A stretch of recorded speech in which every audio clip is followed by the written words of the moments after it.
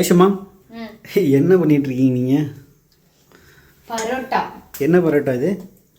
இது வந்து வீட் பரோட்டா. அப்படி சொல்லக்கூடாது, ஹெல்த்தி வீட் பரோட்டா, ஹோம்மேட் பரோட்டா.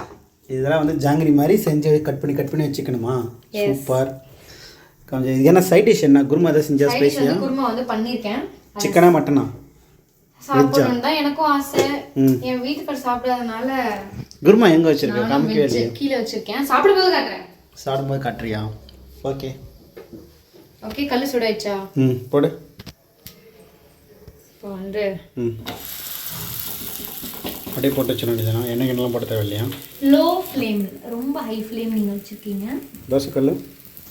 தோசைக்கல் கொஞ்சம் திக்காக போடுங்க. மெலிஸ் தோசைக்கல் சப்பாத்தி மாதிரி போட்டுறாதீங்க, ரொம்ப திக்கான கல்லாக போடணும். எண்ணெய் வந்து நிறையலாம் இதுக்கு ஊற்றணும்னு ஒன்றும் அவசியம் கிடையாது.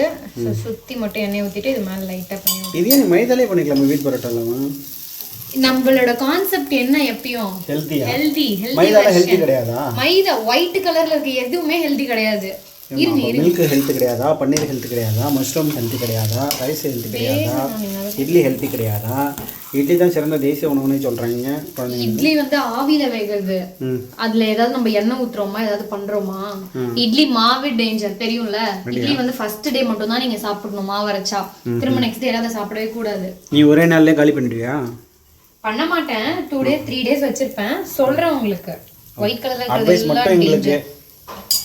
அப்பயும் நான் வந்து வாரத்துல ஒரே ஒரு வாட்டி தான் நான் மாவு அரைப்பேன். நிறைய நாள் பண்றேனா? ஓகே. தம்ப்நெயிலுக்கு ஒரு போட்டோ எடுத்துக்கலாம். காட்டு. லாஸ்ட்ல சுட்டு எடுத்துக்கிறியா? சொல்ற மாதிரி காமி. சாச்சி பிட்டு இருக்க உனக்கு பயம் என்ன? நீ போடு. சோ இப்போ நீங்க பாத்தீங்கன்னா நல்ல லேயரா தெரியும். சூப்பரா இருக்கு ஷோ. தெரியுதா? ஜூம் 2ல போறேன். இப்போ வந்து நம்ம சாரி ஏஎம்வா அது பேர் ஒரு 3 பரோட்டா நம்ம அடிக்க முடியும். அப்படி அடிச்சாதான் அது இன்னும் வந்து இதுவா இருக்கும், போல போல வரும். சோ நம்ம இத வந்து இப்போதைக்கு டப்பால போட்டு வச்சுட்டு ஓகே 3 பண்ணிட்டு அடிக்கும் போது காட்டுறேன். Okay okay. இப்போ கையாலே அது வந்து எல்லாமே கையால தான் அழுத்தி, இது ஃபுல்லாவே கை தான் ப்ராசஸ். சப்பாத்தி கட்டை புதுசா பண்றீங்க, உங்களுக்கு கையில பண்ணும்போது அது வரல அப்படின்னா நீங்க சப்பாத்தி கட்டை யூஸ் பண்ணிக்கலாம். சோ நான் இன்னைக்கு எக்ஸ்பர்ட்லாம் கிடையாது. நானும் இன்னைக்கு தான் ஃபர்ஸ்ட் டைம் பண்ணேன். ஆக்சுவலி எனக்கு நல்லா வந்துருச்சு. ஓகே சூப்பரா தான் இருக்கு. சூப்பரா வந்துருச்சு. சோ அதனால நான் வந்து எல்லாமே கையிலே பண்ணிக்கிட்டேன். Okay okay. உங்களுக்கு அது கையில சரியா வரலன்னா நீங்க சப்பாத்தில தீத்திக்கோங்க, சப்பாத்தி கட்டையில. ஓகே. ஃபைனல் ரிசல்ட்டுக்காக நான் வெயிட் பண்றேன். இப்போ என் நாக்கு நமன துடிக்குது அதை சாப்பிடுறது. ஓகே இத பண்ணு. 3 இத பண்ணிட்டு நம்ம அடிக்கிறது காமிக்கலாம். சூப்பர். சோ நாங்க இங்க பண்ணிட்டு இருக்க கேப்ல இதுதான் சான்ஸ்னு சொல்லி அங்க ஒருத்தர் தேவையில்லாத எல்லா வேலையும் நமக்கு தெரியாம ஒருத்தர் பண்ணிட்டு இருக்காரு.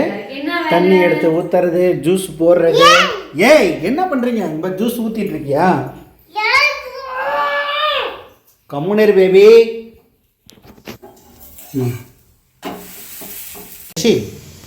பரோட்டா எப்படி இருக்கு? சூப்பரா இருக்கா? இல்ல பரோட்டா எப்படி இருக்கு? சூப்பரா இருக்கா? சூப்பரா இருக்கா பரோட்டா?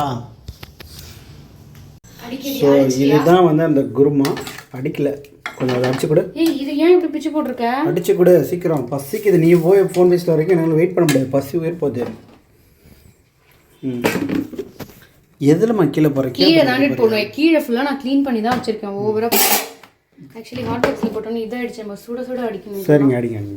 இது இப்போ எப்படி அடிக்கிறது? பிச்சு போட்டால் சரி தான். அடி. இப்படி தான் அடிப்பாங்க. அவ்வளோதான். ட்ரை பண்ண அவ்வளோதான். இதோ வருது, லேயர் வருது. அவ்வளோதான். சூப்பர்.